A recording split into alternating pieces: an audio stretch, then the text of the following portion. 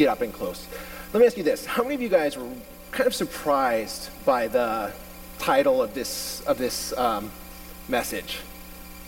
Yeah, it's cool. Like, it's pretty sweet that I have a master's degree and I can talk about things like video games in a scholarly way. Not a lot of people know this. Bill Cosby, he did his dissertation on Fat Albert. Did you guys know that? Yeah, so once you go to enough school, you can talk about anything, and if you just say thus and therefore a couple times, boom, you're scholarly. Utilizing video games for evangelism and apologetics. How in the heck is that possible? Well, that's what I'm going to explain. Christ saved me when I was 17 years old, and at that point in my life, I was already a very avid gamer. I mean, I grew up during the boom period of gaming, when Nintendo and Sega were having their wars, and you know, you guys seen those YouTube video kids freaking out when they get their PlayStation and stuff. I mean, that was me and my brother. I mean, we played video games all the time. It's what we did. Cool thing about our generation, though, too, is we're pretty balanced in our nerdiness. I mean, we're not just nerds like that play video games, but we also went out and played sports and everything. So I got a pretty eclectic youth. It wasn't like I just spent all my time playing video games. So all of the backgrounds are from video games. You might not recognize them all. If you know who this is, you're a nerd. It's okay, you're among friends.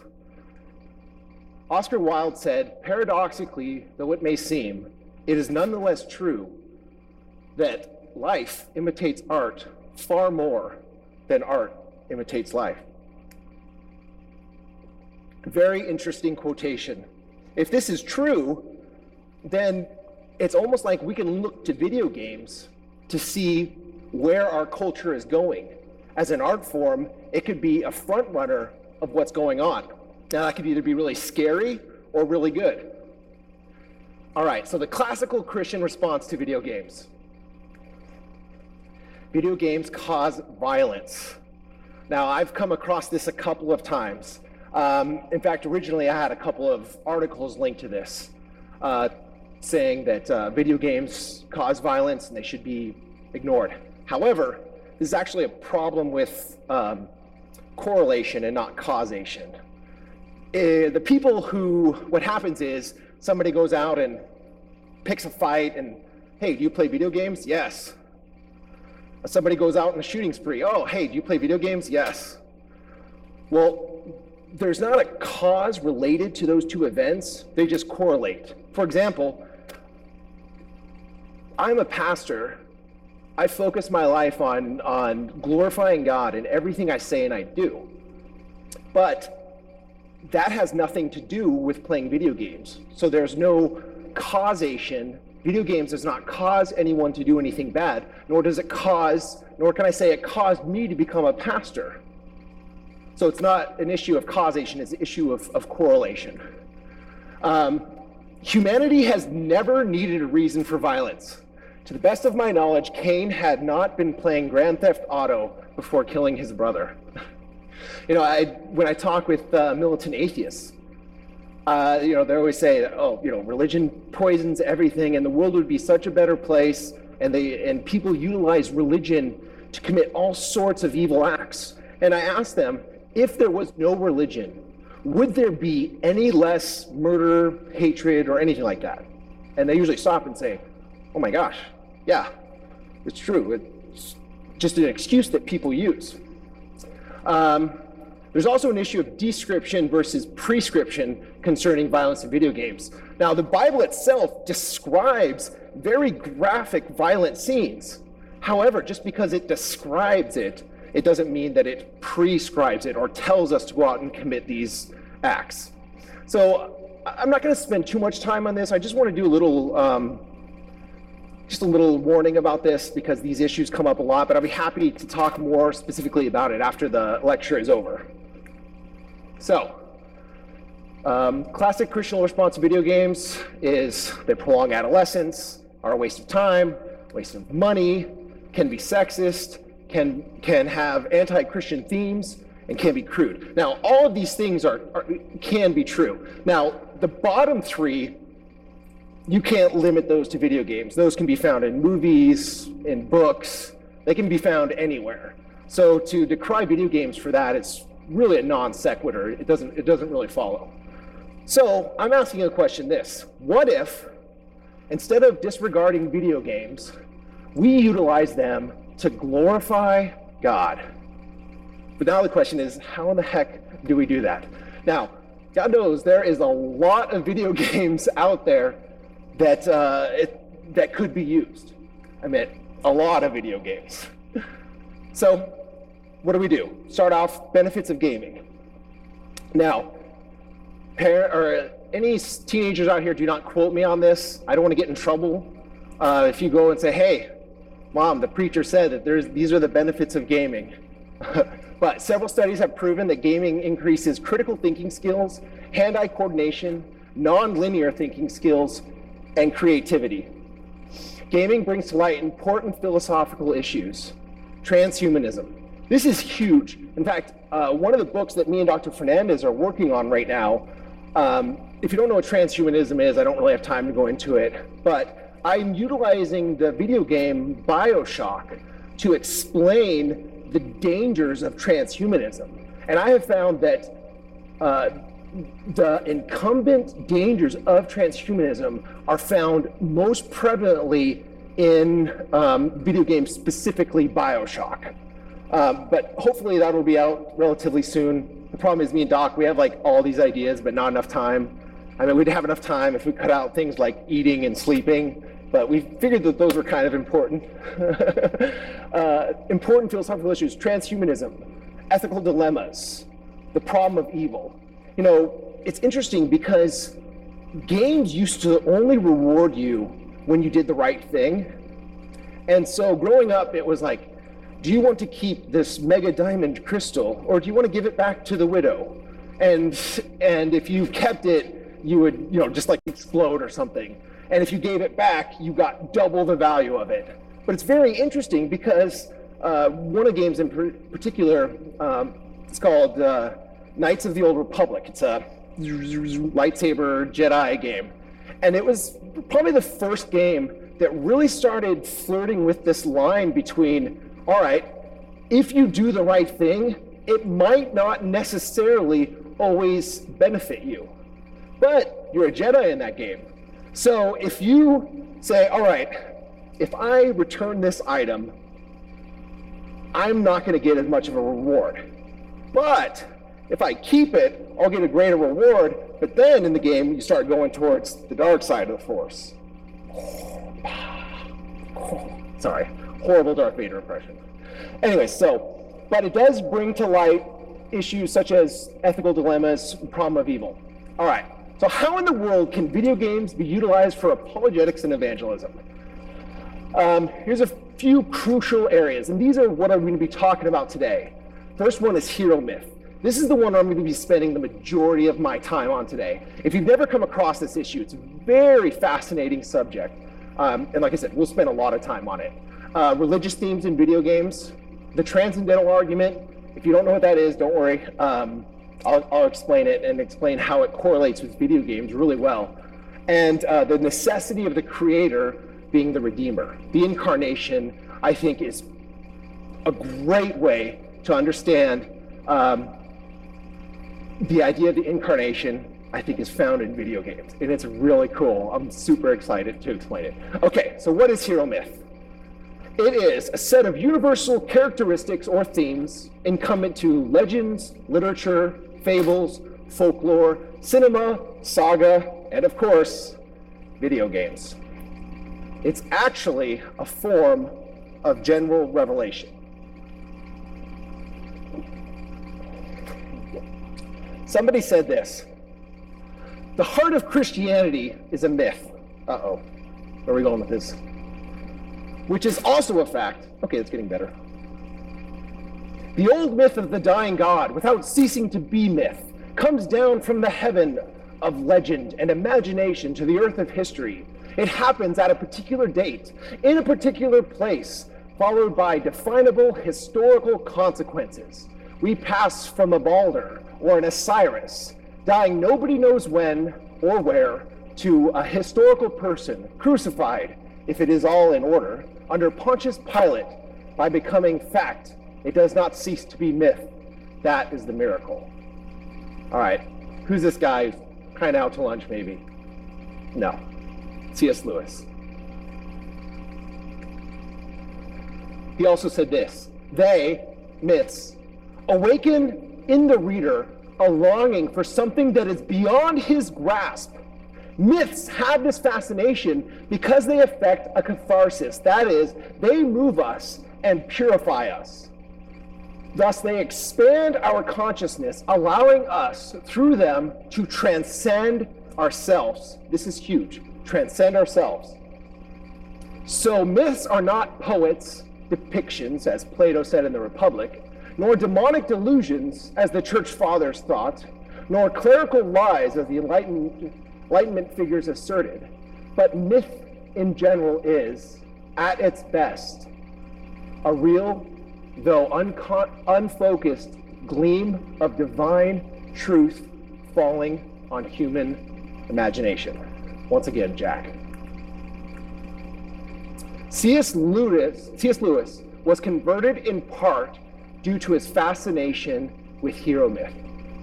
Now, if you guys know him, what is his famous work that he wrote?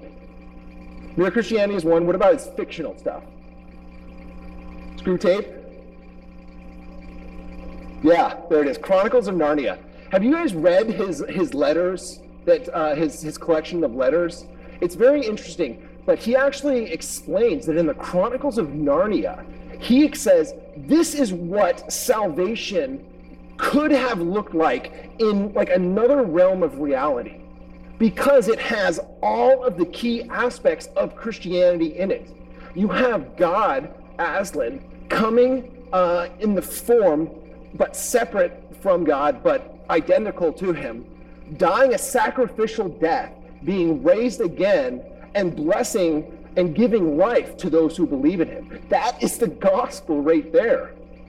Now, Lewis, as he was reading these myths, he became absolutely fascinated with them.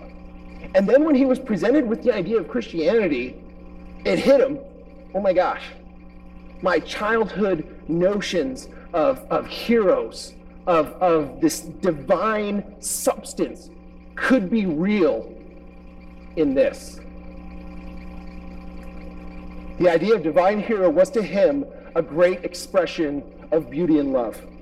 I'm a very emotional person, and people kind of forget that sometimes because I'm like big.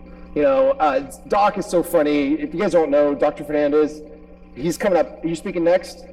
Yeah, so I'm like the warm-up act.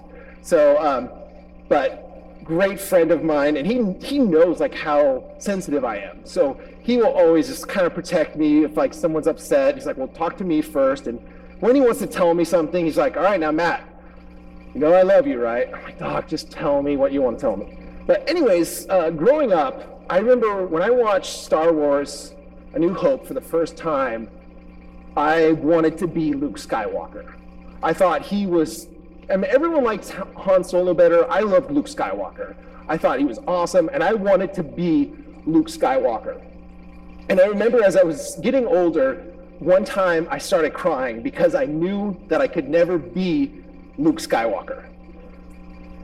And then I was getting older, I was about in junior high, and I went to my mom this one time, and I remember I was crying again, remember, very emotional, and I said to her, Mom, I want to be a part of something that is bigger than myself, that is more important than myself, that is beautiful, that is true, that is worth putting every single ounce of passion, of strength, of intellect into. And my mom said, don't worry, Matt, you will find that one day. Now, Christ saved me probably about 5 years after that, and I was like, all right, this is something that's worthy of my passion, worthy of my intellect. In a general sense, we get that same idea with hero myth. We get this idea of having fellowship with Christ is like partaking in the adventure. It's the closest thing that I will ever be able to get to being Luke Skywalker. Lewis utilized his own type of hero myth in the Chronicles of Narnia. So problems with serial myth. It has been utilized as a negative force against Christianity. The Zeitgeist film confuses correlation with causation. Talked about that earlier, what the difference is. Who's heard of the Zeitgeist film before? Yeah, it's really weird. It's this work, scholarly work, which is, it's really not. And they go through and they talk about all these finite gods, Osiris and stuff, and they show parallels between these gods and Jesus Christ. And so therefore they conclude that since these gods, everyone says these gods are myths, Jesus must likewise be a myth. With causation maintains that because some ancient myths bear similarities with Christianity and Jesus, he therefore must likewise be a myth. However, no serious scholar takes these claims seriously. In fact, I don't think there's nobody who has a terminal degree in history or New Testament that holds to this, do they? Is there? Who else? But Price doesn't have a terminal degree in... Oh, he does in classics. Okay. The most prominent non-Christian New Testament critic has written a book refuting the very claims made here. His name is Bart Ehrman. If you guys know who he is, he hates Christianity, like with a passion. But he wrote a whole book saying, calling Jesus a myth is out to lunch. They're not similar at all, at least not in that same sense. Christopher Hitchens, he says that Jesus of Nazareth is not a figure in history. Has been utilized by militant atheists to discredit Christianity. There's no firm evidence that he ever existed. Friedrich Nietzsche offered similarly about myths in general. Another problem is it is nondescript and does not necessarily point one to Christianity. General revelation, though, by definition, is nondescript. Nonetheless, C.S. Lewis noted that while Christianity had certain features common to myth, it was also sufficiently unique to warrant it as being set apart from other myths. How many of you guys have seen the movie Minority Report? Seen that? I love that movie. It got a lot of criticism, but there's a lot of really cool themes in it. Anyways, I don't want to give away any spoilers, but this guy walks in this room, and I forget the term that he actually uses to describe this. I was going to Google it before I started, but we were having technological problems, and so it slipped my mind. And he comes across this, and he's like talking to this other detective, and he says, do you know what we call this in this crime scene? He's like, we call this something like a smorgasbord of evidence, or just this obscene amount of evidence. And basically what the guy is getting at is, so then the other guy says, well, how often have you seen this? He's like, I've never seen this. So the detective concludes that this crime scene was fake because the evidence, there was just so much evidence that it was just absurd that there was this much evidence. So he concluded that it was doctored. It's almost like the atheists are doing the same thing. The amount of evidence for Christ is so obscene and it's so prevalent that they're saying, well, it's so strong, we have to believe that it's doctored. However, that's not very good scholarship. Okay, in sum, all of mankind's religious and philosophical yearnings partake in, have whatever that word was, share, I think that was a typo, the truth of the incarnation, particularly of Christianity, namely that it is the true religion. It is no longer scandalous, but a beautiful mystery that extends universally, seeing reality whole. As someone once said to me, even if this viewpoint is not true, it certainly is beautiful. However, I think it's beautiful and true. How many of you guys have seen the movie The Lion King? Lion King? It's really interesting. This is actually Doc's. Every time I try to remember, I try to quote Doc, especially when I'm speaking in front of him because he'll slam me later. But think about this. This was a movie that set out to purport and to advocate Eastern religious themes. It was trying to, you have like that guru, the monkey, the quirky monkey that runs around. So it's trying to say, all right, we're going to advocate Eastern mysticism and this nihilistic and deny pleasure, that is our goal. We're going to try and create this. However, they also wanted to create the best possible story, the most exciting story possible. However, in Eastern religion, you cannot have both of those. You cannot advocate an Eastern worldview and have the best possible story. Only in this type of general revelation of this idea of this creator, this redeemer who conquers, who returns, only in that do you have this best possible story. So think about this. What are the main themes in The Lion King? You have the son returning in the name of the Father to defeat the enemy. You have issues of the eternality of the Spirit. There's no eternality of a conscious, disembodied spirit anywhere in Eastern religions. So this movie that set out to be completely anti-Christian actually produced a pretty good explanation of the gospel. So basically what I'm saying is, we cannot avoid hero myth. It is in our souls. It is in our beings. Everywhere we go, we are surrounded by these ideas. That was the thing, is as a kid, I was playing video games, and I didn't even realize it at the time, because nobody really had spent the time to think about this, but I was learning the gospel by playing video games. Let me keep going. All right, hero myth in video games. If Lewis was so moved by merely reading of myths, how much more powerful would these sensations have been if he were to be immersed in a world of heroes and he helped control the outcome of the adventures? Now, how many of you guys have a Wii, Nintendo Wii? You know, it's always funny. You always think that the best game ever to get with a Wii would be like a Star Wars game, because the first thing you do when you get the Wii remote anyways is to pretend that it's a lightsaber.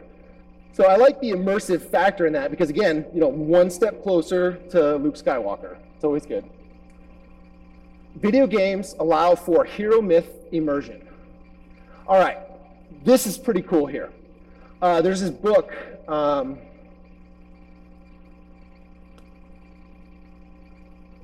it's called The Hero with a Thousand Faces. And this is where I got a lot of these ideas from. There are hero myth themes and characteristics. So the first one is departure. You have the hero usually leaving some place of comfort. He is departing. The next thing is the hero will be confronted with something that causes him to doubt. The next thing is then he will refuse the quest that he has been set on. Now, sometimes you see these two entwined. Sometimes you only have doubt, sometimes you only have refusal, but sometimes you have both.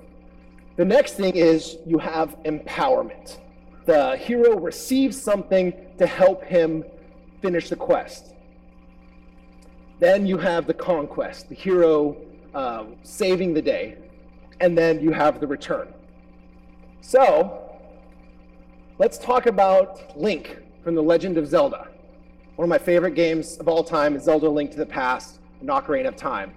I'm sharing a little, mostly from Link to the Past here, but explaining all of the Zelda genres. That is a cool picture. I had a lot of fun researching these pictures.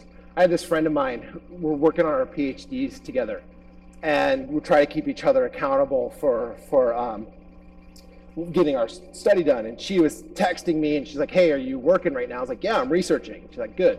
And then like a half hour later, she's like, "What are you doing?" I was like, "I'm researching." She's like, "Wow, you're really doing well." She's like, "What are you researching?" I was like, "Oh, I'm working on the Bioshock book for Doc, so I've been playing Bioshock a bunch." Hey, it's research. All right, what do we have here? This is one of the opening scenes from Zelda: Link to the Past.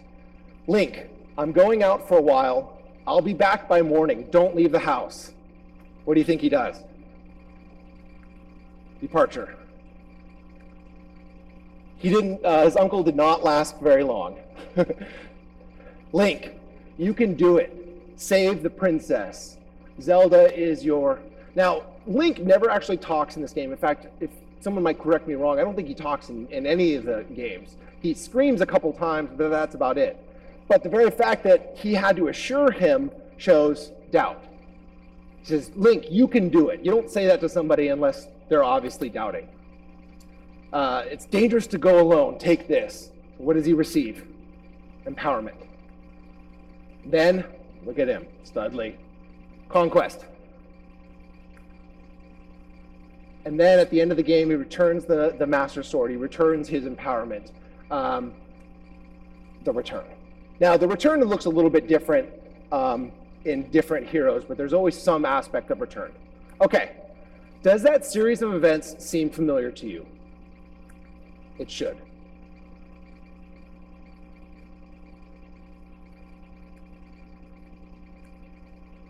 Jesus fulfills the hero cycle. We have departure, and the Word became flesh and dwelt among us. So we have actually with Jesus, it's interesting, we have two different departures. We have the departure from heaven, the incarnation, and then as he grew up and he was getting trained as a carpenter, as a tradesman of his family, he says, I must be about my Father's business. Two departures. It just gave me, I don't mean to tow my own boat, but that gave me the tingles. Refusal, doubt. My Father, if it be possible, let this cup pass from me. Nevertheless, not as I will, but as you will. There's his doubt. Empowerment. The Spirit of the Lord is upon me, because he has anointed me to proclaim good news to the poor. He has sent me to proclaim liberty to the captives and recovering of the sight to the blind, and to the, what does that say? Set at liberty. Thank you. Pressed to proclaim the year of the Lord's favor. Empowered. Conquest. Probably my favorite verse in Scripture right here. O death, where is your sting? O Hades, where is your victory? The sting of death is sin, and the strength of sin is the law. But thanks be to God, who gives to us victory through Jesus Christ our Lord. And then we have the return. And behold, I am coming quickly. Blessed is he who heeds the words of this prophecy of this book. Jesus is returning. Now, what about various biblical characters fulfilling the hero cycle? All right, we have Noah, Abraham, Moses, Paul, Jonah, all had a departure. Noah, Abraham, Moses, Peter, all doubted. Jonah, Moses, Peter, all refused. What about this one? My youth group is going through Acts right now. Our theme is the Holy Spirit is unstoppable. How about this for empowerment? But you shall receive power when the Holy Spirit has come upon you, and you shall be witnesses to me in Jerusalem and in Judea and Samaria and to the ends of the earth. All believers are empowered. Amen. No. In all these things we were more than conquerors through him who loved us. Romans 8:37. We have the conquest. And then, I am the resurrection and the life. He who believes in me will live even if he dies, and everyone who lives and believes in me will never die. Do you believe this? John 11:25. All believers will be resurrected. This is the return. Bonhoeffer, in his book, Cost of Discipleship, he says, when Jesus calls us, he says, come, and Jesus bids man to come and to die. Now, I have found that of the many things that were a surprise to me in my Christian life, the biggest surprise is that it has never been at any point boring. In fact, if anything, it's been a little too exciting. Where I asked the Lord, please, could use a little season of refreshing. But when Jesus says, come and deny yourself, take up your cross and follow me, he also says he's giving us an abundant life. And this abundant life is an adventure. He's asking us to partake in this hero myth. All right, so hero myths, weapons, and sword mythos. Swords have a predominant role in hero myth. It's very interesting because even in video games where you have this future where they have taser guns and they have like robotic lions and everything, what weapon do they still always have? They always have a sword. Why is that? There is something very unique about swords. I don't know what it is, but even this. The Bible mentions swords something like 500 times. Talks about the word of the Lord is like a double-edged sword. It's sharper than any double-edged sword. It's able to cut right to you. It even says, in Revelation, talks about Jesus with a sword. So here are some famous swords from video games. Zelda, the hero sword, or the master sword. The Keyblade from Kingdom Hearts. The Buster sword from Final Fantasy. The energy sword from Halo. Hero weapons and sword mythos once more. Weapons in video games are often associated with religious themes. Light damages dark or evil creatures. Crosses and other religious symbols are utilized for protection and healing. Praying heals self and others. Praying damages dark forces. Religious themes in video games. Resurrection. Death is everything in video games. It sounds strange, but it's actually true. Now think about this. Consider how ridiculous a game would be if there was an eternal penalty of death. One of my students is here, Luke, is in the back. He helped me a lot with this. One of the things we want to do to kind of make fun of Doc a little bit, but like do it publicly because I don't want him to pummel me. But one of the things we were going to do is there's this game, it's called Skyrim. And it's a very great game, and it's so detailed. And we were going to spend a significant portion, he in the background, working on this while I was doing the first half of my lecture, building an avatar. Now, an avatar is your likeness in the game.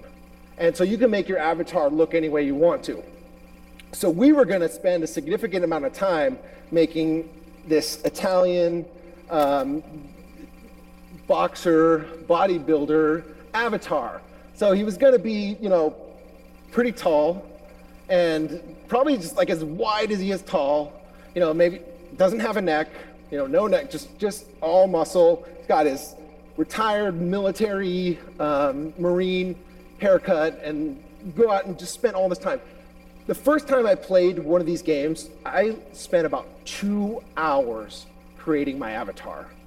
And it was funny because at the time, this was a long time ago, I was still living at my parents' house. And as I was creating him, I was almost finished. My mom walked down and she was like, "How did you get your picture on the video game?" I was like, "I didn't. This is just tedious hours." So in the game of Skyrim, it's just this huge land. In fact, if you were to get on a horse in the game and ride from one end of the video game all the way to the other, it would take a very long time. That's how big this world is. And it's not just big, it's also detailed. You have, you could just look in at plants and you could see there's these different plants, there's different wildlife. There's even like this own ecosystem. You can see animals hunting each other. You can see weather changes. Now imagine this. Imagine a game so complex where you spend hours just creating your character and you go out into this world, you ride in this direction, and early on in the video game, everyone makes this one of two mistakes if you played Skyrim. There is this, you come across a village, and the first thing you want to do is, I want to test out my weapons, because you haven't had anyone to fight yet. And there's a chicken sitting right in the middle of this town. And so you say, all right, I'm going to fight this chicken, because he can't really fight back. So you attack the chicken, but then the townspeople are like, hey, he's attacking our livestock, let's get him. And then they just overrun you and you're dead. The other problem is you come into town and there's like this big ogre guy who's attacking the villagers. So if you're not dumb enough to attack a chicken, then you're heroic enough to say, I will save the day. And so you go up to the ogre and he one-shots you. Just, you're dead. Now imagine this. Imagine that after creating your character for hours, knowing that you've probably only seen 1% of the entire game, what if when you got hit by that ogre and died, the game shut off and you could never play it again? Think about how ridiculous that would be. Now, bringing it back to spiritual stuff, Doc has written a lot about this subject, but the absurdity of life without God. If it's like what Paul said, if in this life only we have hope in Christ, we are of all men the most pitiable. Let us eat and drink, for tomorrow we die. If death is the end, then Paul was like, live it up, because death is the end. Video games, the same thing. Death can't be the end, because it would be a horrible game. The results in the absurdity of life without God. Other religious themes in video games: Halo, Master Chief, that character there, his identification tag is John 1:17. He is seen as a Christ-like figure. 1 John 1:17, John 1:17, and Revelation 1:17. If you're wondering why Revelation is there, that was also written by John, are all key Christological texts. Master Chief sacrifices himself and even says one time, "It is finished." A protagonist in the game is called the Flood, and they threaten to destroy the entire galaxy. Sound familiar? Except for it wasn't a galaxy, it was just a flood that destroyed a planet. But there are also themes of resurrection, prayer, and heresy.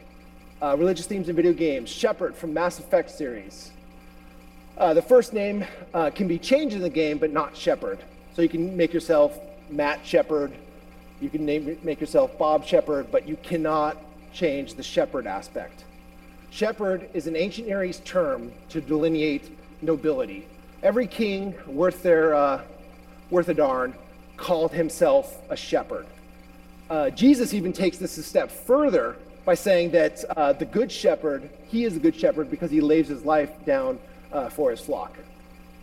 Shepherd has both an immortal, synthetic, and a mortal, organic aspect to him. Basically, he's part robot, part human. Shepard has 12 squad mates in the second game, or disciples, if you would. Shepard was betrayed, experienced a sacrificial death to save the galaxy. Video games and the transcendental argument. All right, this is the one I've really been excited for. I think the best way to understand the transcendental argument as well as the incarnation is through video games. Let me explain real quick what the transcendental argument is. Cornelius Van Til stated that all reasoning is, in the nature of the case, circular reasoning. By this he meant that the starting point, the method, and the conclusion are always involved in one another. In other words, when attempting to prove something, a person must assume the conclusion to be true before proving it to be true. Van Til was claiming that every argument contains its conclusion in the initial premise. So the transcendental argument attempts to uncover hidden presuppositions of the non-believer. These hidden presuppositions are the necessary preconditions for human thought. Van Til argued that all human thought and moral judgments would be impossible if the Christian God did not exist. Van Til claimed that if God did not exist, then man would know nothing. Even for a man to be conscious of his own existence presupposes a consciousness of God's existence. When a non-believer argues against God's existence, he must first presuppose God's existence just to argue at all. So what's the bottom line of that? This: we are free to believe reason got here by chance or a non-rational cause, but then there is no basis to believe that very statement. So if someone comes up to me and says, everything you said is completely false, all that stuff about God. And I'll say, well, let me ask you this. Do you have a rational explanation for the beginning of the universe? Or can you create a school of thought or an epistemology without a rational cause? If he were to say, yeah, I can create all this without a non-rational cause, then I would have no reason to believe him, because he's not basing his thought on rationality. How does this work? Let's get this part. If I have time, I'll come back to it. So, transcendental argument in video games. If there is not a rational cause predicating a video game, not only would the game be unplayable, it would not even be able to be turned on. So let's say this. You have someone who, they decide to go create a video game. Now, obviously, in order to create a video game, you have to have this basic understanding of coding, of programming. And if you don't, not only would you not be able to play this game, but if it's not even sequenced right, you couldn't even turn on the game at all. This is more than a design argument. The design argument works with video games as well. Some people mistake the transcendental argument as a type of design argument. It's similar, but it's not the same. This is a matter of metaphysical necessity. Thus, this is actually what I call a transcendental ontological argument. If you want to talk more about that with me afterwards, I'd be happy to explain. I'm not going to go into it right now. But here's the bottom line. Rational effects can only exist, let alone be self-replicating units, unless it is sourced from a rational cause. So let's go back to Skyrim. We have this game that in it, you have these NPCs or non-playable characters that perform these various actions. And they can, in a sense, have a self-replicating aspect to it where they are allowed to go to this place at a certain amount of time and do something else, have these interactions. Well, the very fact that we can even see these characters and that they are walking around and doing this not only lets us know that they are a product of rationality, but the fact that they can, even in a sense, go beyond just being and can go out and do these things and have changes, that lets us know with an even greater level of certainty that there's a rational cause. Suppose you are playing a video game which is not based on a rational cause. Imagine playing a video game where pressing left on the joystick made the character take a nap. As absurd as that is, let's just say. However, even in this scenario, I have already granted an absurdly high level of rationality to the game. For if there is no rational cause in a video game, then pressing a button would do nothing, and one would not even be able to see the character taking a nap. So the bottom line is, it's either completely rational or no rationality. But if there's no rationality involved, the game wouldn't even be playable, let alone turning it on. Bottom line, if there's no rational cause to a video game, there could be no rational effect. However, video games would not exist without rational effects. A video game is by its nature a rational effect. Since rational effects exist, there must therefore be a rational cause. If this argumentation is true of a limited and finite programming space for a video game, how much more true would it be for an infinite universe? All right, and then here's our last section. Similarities concerning a video game designer and God. Intentionality. No video game has ever been the result of no thought or effort. Thus, every video game is the result of an intentional programmer with a desired effect. This is one of my arguments actually against deism, the idea that God simply created everything and then just kind of walked away and left humanity. It's like, no. Think about how much design is in this world. We would think it took a lot of thought, a lot of preparation. It took intentionality. But if someone puts that much time, that much thought, that much intentionality in something, that creator would have a vested interest in that thing. So it'd be very unlikely that that creator would then walk away. I use the example of my uncle. He spent a couple of years restoring a 57 Chevy from frame. He let me ride it at one time when I was a kid. He made me take off my shoes, and he opened the door with a handkerchief. Now, he put a lot of intentionality and effort into creating this vehicle. I could never imagine him driving it to the middle of Seattle, opening the door, leaving the keys in it, and walking away, not caring what happened to it. But then again, how much more design and intentionality would have to be involved in creating a universe? So there's definitely an intentionality aspect. Design. If something is designed, it must necessarily have a designer, or else it merely has the appearance of design. However, appearance of design is antithetical to the very notion of design itself. Complexity of designer. As Lennox explained to Dawkins in their debate, whatever is designed by something is necessarily more complex than the product. Therefore, the game designer is more complex than the game.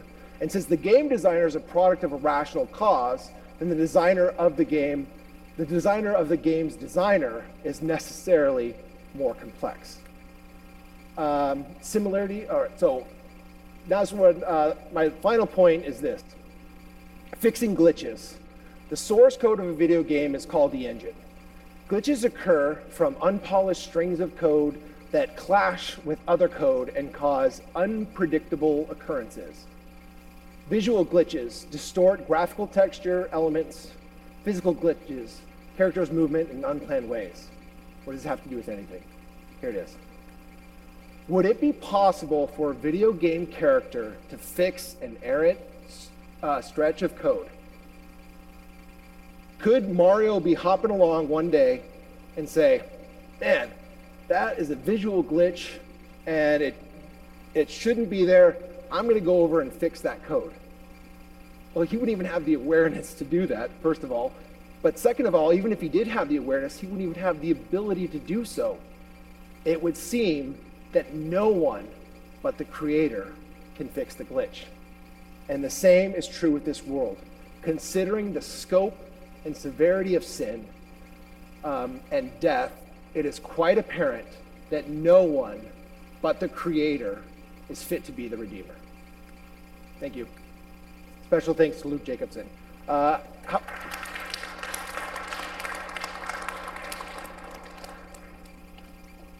Do we have enough time for questions or anything? Or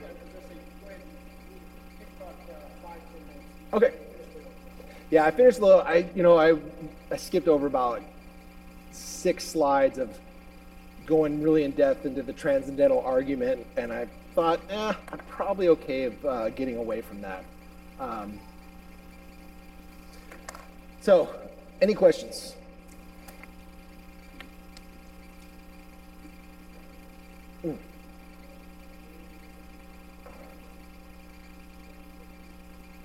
Excuse me, what?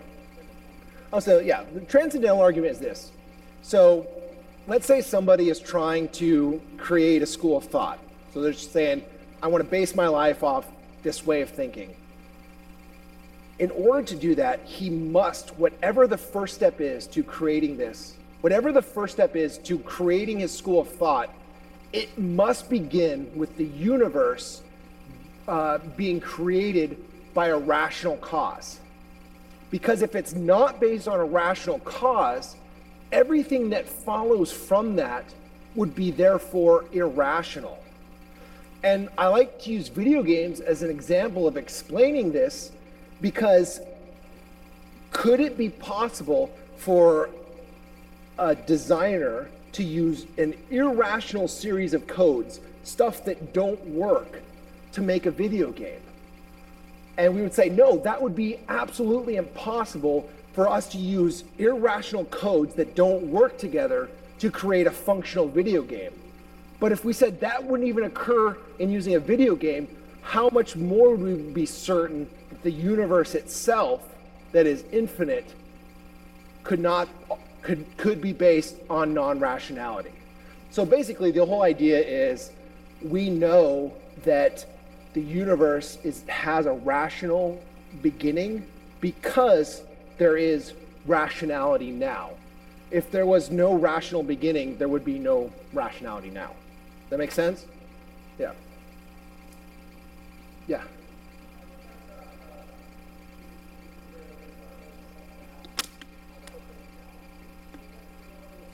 It's one of those things. He says, "Allow this cup to pass." It's not doubt or refusal as much, but you see that there's at least a tendency for Jesus not want to have dismiss fellowship with the Father.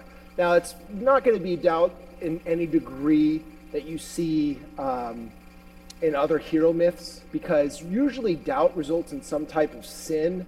But with it's really the closest thing I could find to doubt, but it's not doubt in a traditional sense. I say it's more of like a hesitation. But again, the only reason why that hesitation exists is not for his benefit, but for ours, to show that that's how much of in fellowship that Christ was with the Father. The fact that he didn't want to have that moment of separation from him. So, and again, so it's not traditional doubt in that sense.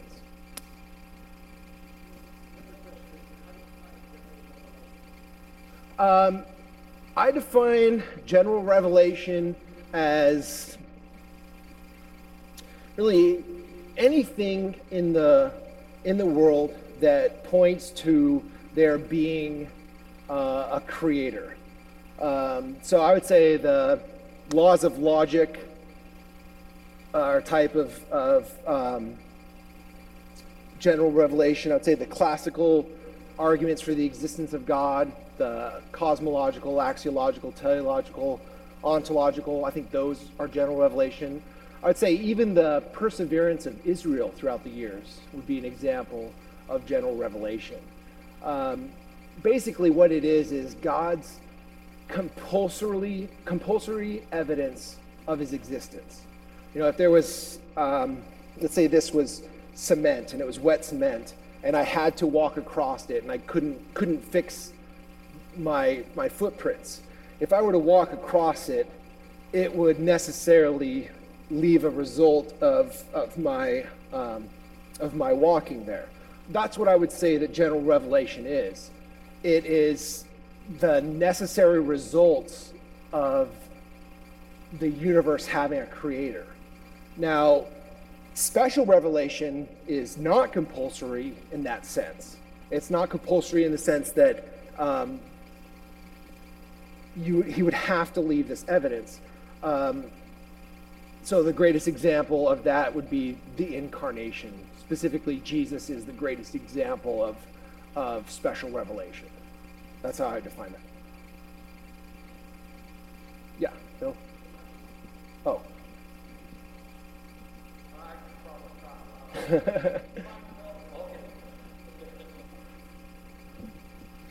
Yeah, I just was reading the title, Utilizing Video Games for Apologetics and Evangelism.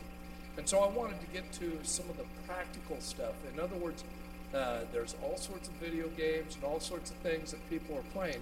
So how do you see some of the practical ways? Is this how we can relate to kids and then say, hey, in that game, let's consider this? Or what is it you're saying? And I would always say, too, don't ever be something that you're not. You don't go out and play all these video games and be like, all right, now I'm going to be able to converse with these youths. No, that's not my point. My point is that these themes are so universal that when you start addressing these issues, it'll be very recognizable to people who play games. And like I said, I think the best, most practical, and the easiest thing to use in both evangelism and apologetics, and I really don't differentiate the two. I think that they're irrevocably connected, apologetics and evangelism, is the idea of the incarnation. And I'll say the same thing like with a book. Could a character in a book fix some plot hole that's in the book? Could a character in a video game fix a glitch that is within the video game? And it becomes very clear that no one but the author, no one but the programmer, no one but the creator is fit to be the redeemer. So I think that is, if anything, that is the most practical aspect, because there's nobody that would say that a character could fix a glitch. And so right there, you would say then, so if Jesus did say these things and did these things and claimed to be the Redeemer, he would necessarily then have to be God. So it gets you right to the deity of Christ immediately. So I would say that would be the most practical aspect of it. How many of you guys have ever heard of or studied transhumanism before? Yeah, it's a really scary subject. I mean, don't read about it before you go to bed. But yeah, I'm really excited about that book that we're working on. But yeah, so the Bioshock is a pretty cool game too. But sorry. He said that Van Til, in his argument, said that you had to assume the existence of the God in the Bible. Yeah. Could they argue, well, does it specifically have to be that God? Couldn't it be some other God? And that's actually one of the problems with presuppositionalism is you actually you have to presuppose so specifically that you lose the idea of it being a presuppositional argument. Now, that being said, I still put this in the realm of general revelation. And general revelation doesn't necessarily bring you to the God of Christianity. It brings you pretty darn close. In fact, if you utilize the classical arguments for the existence of God, like I said before, the ontological, or God is a necessary being, cosmological, God is a creator, the teleological, God is a designer, and the axiological, God is a moral agent, I think you eliminate all but three worldviews. And they're the three great monotheistic religions: Islam, Christianity, and Judaism.